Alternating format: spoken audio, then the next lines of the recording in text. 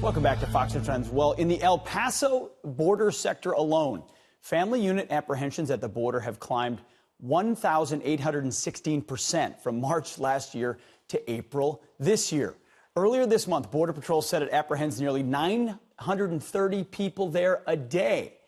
And now there's a wall going up, a wall on private land. Kris Kobach joins us now. Kris, thanks for joining us. So, there's been a lot of frustration over legal challenges and ways in which the government, administrative state, has blocked this president from building the wall. You are building it, and you've got an exclusive for us on Fox and Friends. Tell us about it. Yeah, Pete, this is the first time in American history that a private organization called We Build the Wall, but this is the first time any private organization has built border wall on private land. And it's happening right here in the El Paso area. And it's not just any piece of land. This piece of land is right where the El Paso wall that separates El Paso and Ciudad Juarez, where that wall ends. There's been a half-mile gap between the existing wall and Mount Cristo Rey. And it was a ridiculously large gap that smuggling of both people and drugs would go through.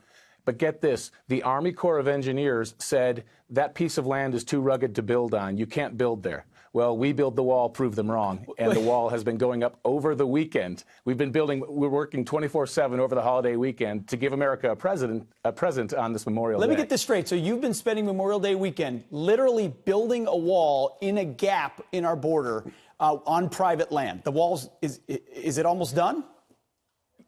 Yes, it is almost done. And literally, we are standing in the gap and building the wall. It's extraordinary. And it's not just any wall, too. The typical fencing you see on the southern border, where we do have steel bollard fencing, is garden variety steel that lasts only 25 years. This is all weathering steel that lasts 75 years.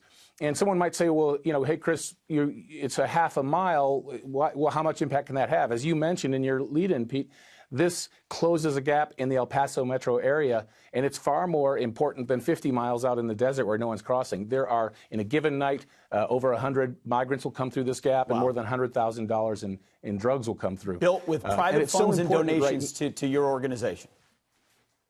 To We Build the Wall. And it's so important. We hear the bad news recently that a liberal federal judge is blocking the federal government from building part of the wall. That's why it's all the more important now, Pete, that American citizens step forward like they have already, contribute to We Build the Wall. We'll keep on building as long as people keep chipping in. And by the way, the average contribution's only been $67. Wow. But so many people have chipped in. We've got this project. This is the first one, and we're already getting ready to start the second one. Super cool. Well, a lot of us were busy this Memorial Day weekend, not as busy as you. Congrats, and we look forward to future progress. Thanks, Kris. Thank you. Thank you, Pete.